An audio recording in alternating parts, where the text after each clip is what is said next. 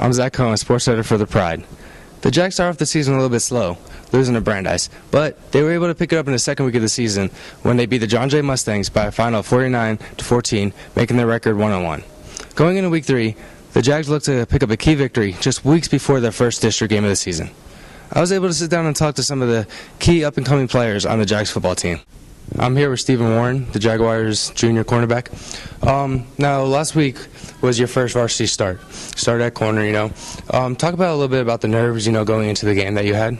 Well, before the game, I was really nervous. But during warm-ups, I started to feel confident about myself, So I was like, okay, I got this. I got in the first play. And I was like, okay, it's not going to be a hard one. Okay, I got this. But I was really nervous. But then towards the end of the game, I was very confident, so I was happy.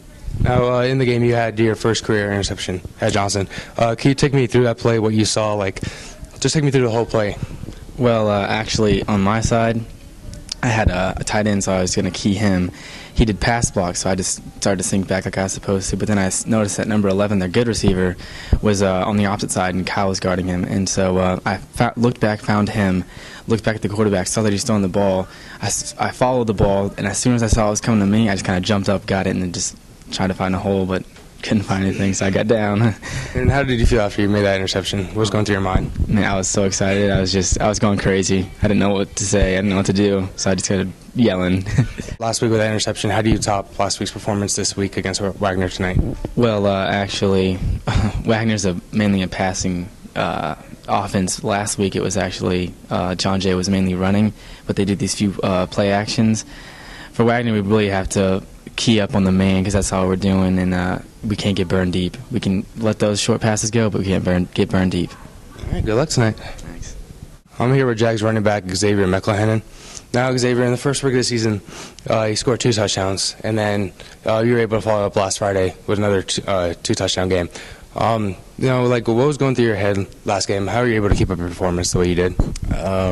Last week I was just reading my blocks. The O-line did great. They were blowing truck holes up there, so just reading my blocks, getting in open field, and running tough. But I couldn't have done what I done without the big guys up front, so they did great. We all played as a team.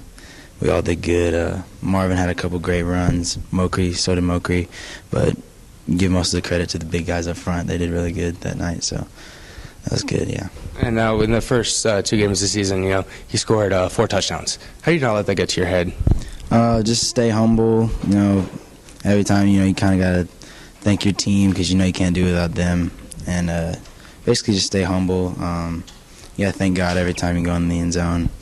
But the main thing is just keep your eyes on the prize and just stay humble when you do it. Don't let it get to your head. So that's how I think about it. All right, now you scored, like I said, you scored 2 touchdowns in each of the first 2 games. How do you expect to keep that early season dominance? How do you expect to keep that going in this 3rd game of the season?